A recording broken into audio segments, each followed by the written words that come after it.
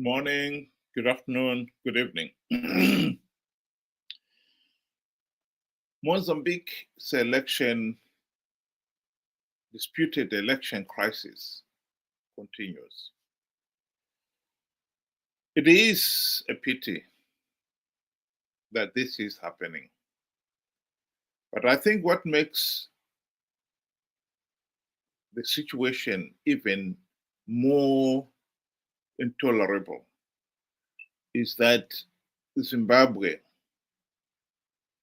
is involved. It's bad enough that the people of Mozambique should be having problems of their own. But when an outsider is caught with their hand in the jar, that makes the situation unacceptable. Here is a video we played earlier on, a few weeks ago now, soon after the results started coming out, stating that very point of Zimbabwe interfering in Mozambique's elections. President and the Zimbabwean ruling party, which has been sending people to vote from the Zimbabwean side when the Mozambican elections was happening. Prof, what evidence is there to suggest that the Zimbabwean president had used Zimbabwean nationals to interfere and misconstrue or at least distort the outcome of the Mozambican elections? Well, it's not the first time that the Zimbabwean president and the ruling is trying to interfere with.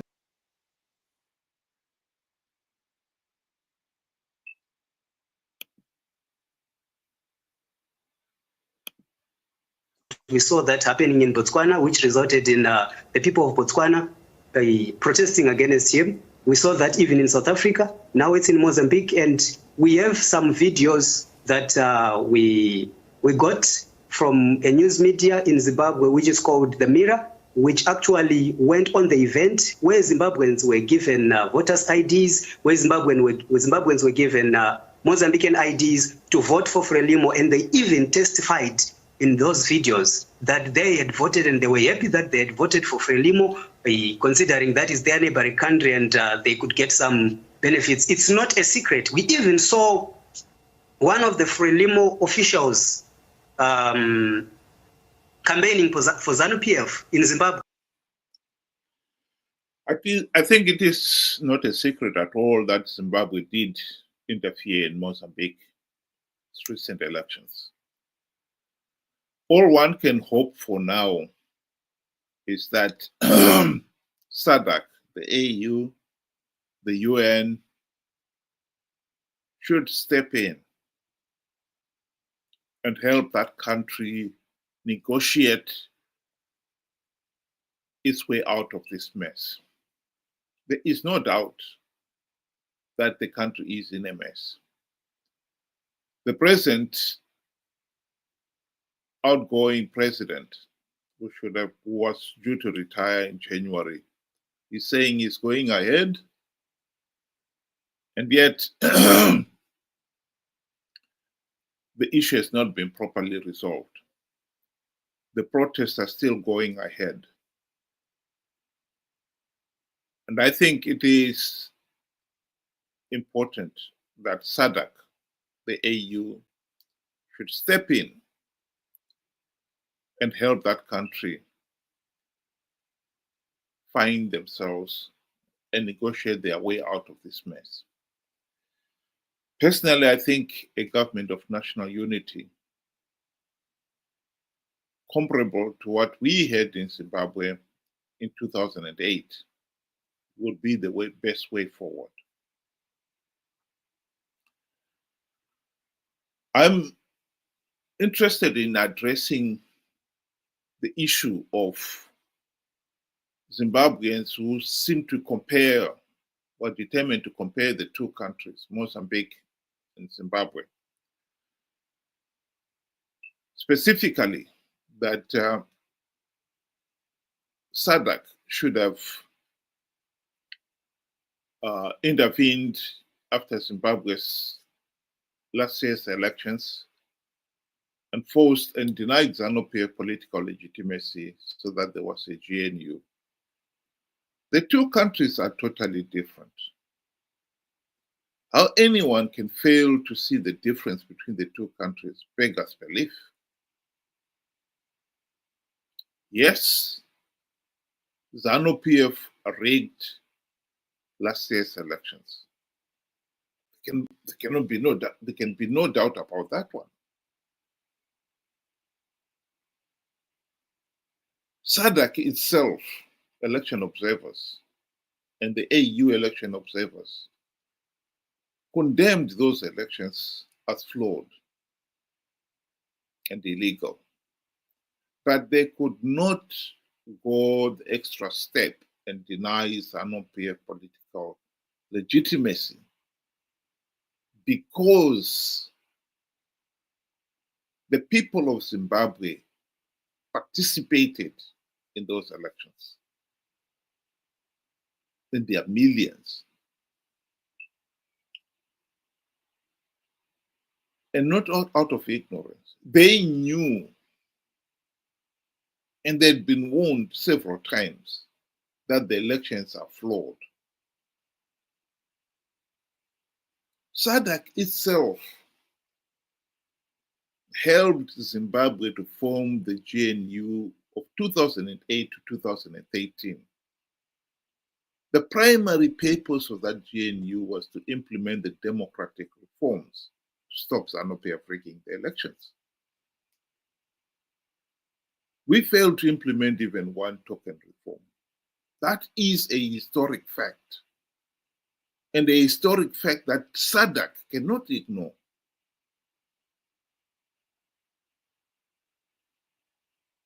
In 2013, at the end of that GNU, SADC leaders held an extraordinary summit in Mozambique in which they told MDC leaders not to go into the 2013 elections without implementing electoral reforms at least. MDC leaders ignored them. What else did you want SADC to do? When the elections went ahead, ZANU-PF blatantly rigged those elections, and SADC could not do anything other than to rubber stamp those elections. The same has been applying ever since. It is shocking that Zimbabweans themselves are failing to acknowledge that reality.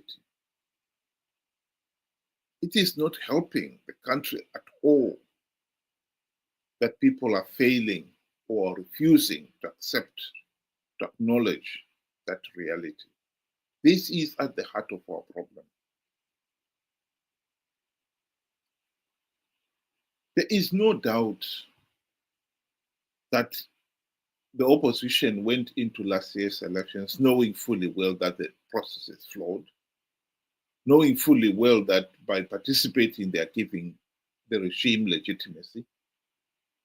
This has been acknowledged by the likes of David Coulthard ever since the 2013 elections. And he has explained it, that they've been participating in these flawed elections out of greed. Refusing to accept it is a choice that the people of Zimbabwe and the opposition have made. But there is a penalty to be paid for it.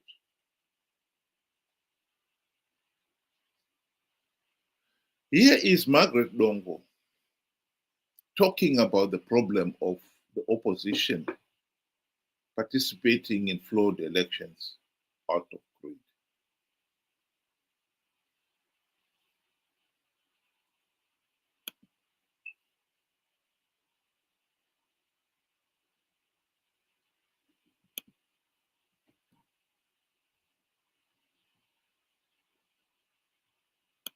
This is what I want to remind most of our MPs and other people. Do you think they look at it as a business? Yes, they look at it as a business. because they look at it as a business seriously.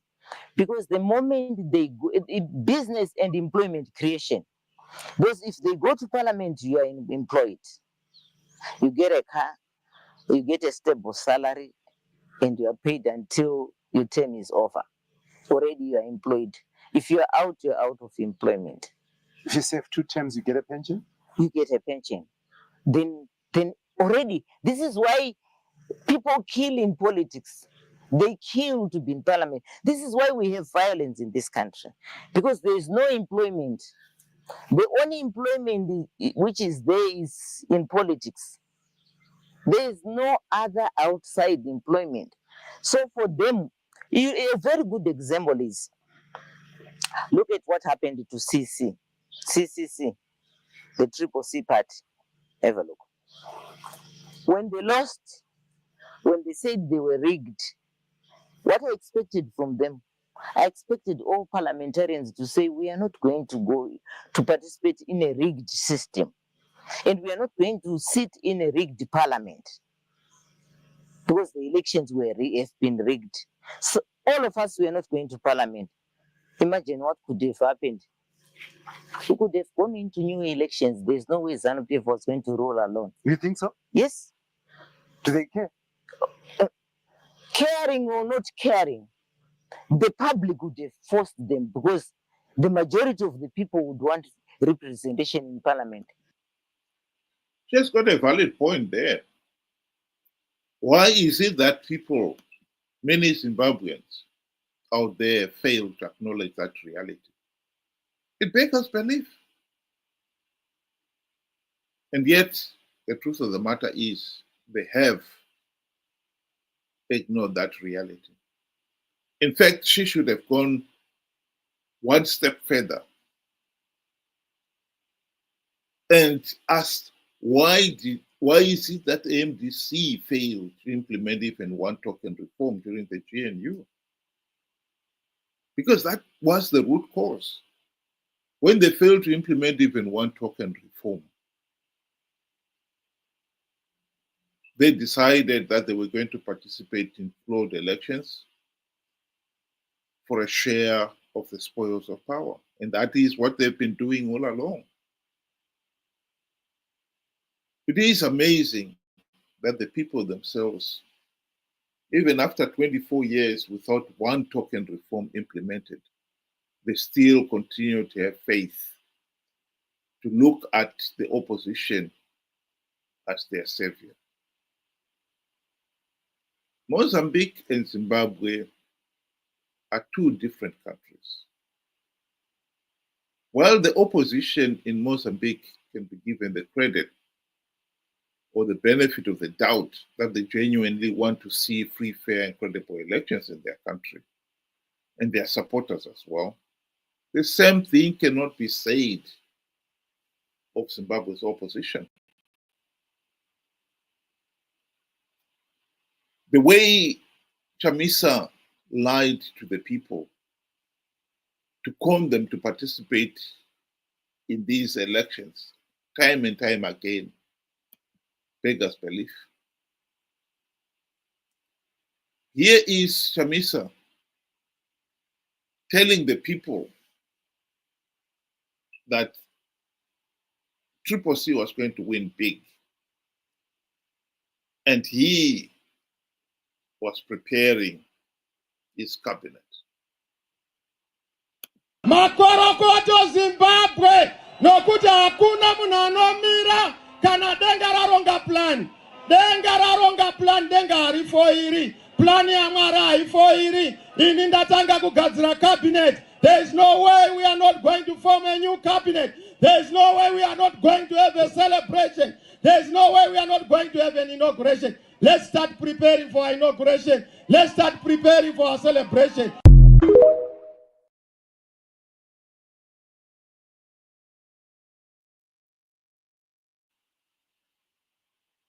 Of course, Chamisa was lying. He knew that ZANU-PF was rigging the elections, but he assured the people that he had plugged all the vote rigging loopholes. What is interesting here is that soon after the elections, Chamisa himself was the one to say the elections were rigged. But he would not acknowledge that he had lied, that he had plugged the vote-rigging loopholes. And what is worse, his followers, even today, while they will accept on one hand that the elections were rigged, they will not accept that Chamisa had lied, that he had plugged the vote-rigging loopholes. Such contradictions beggars belief. As much as the SADC leaders would want to help Zimbabwe, the truth of the matter is Zimbabwe must help itself. We cannot continue to expect SADC to come to our aid when we have failed SADC and are not even smart enough to acknowledge it. SADC helped Zimbabwe form the GNU in 2008 to 2013, and we wasted that opportunity. I will call upon SADC to step in and help the people of Mozambique form a GNU and help them implement the democratic reforms so that they deal with this problem, this case of rigged elections, once and once for all. That will be my wish to the people of Mozambique. And please don't compare Zimbabwe to Mozambique. Zimbabwe is a totally different ball game. Thank you and have a good day.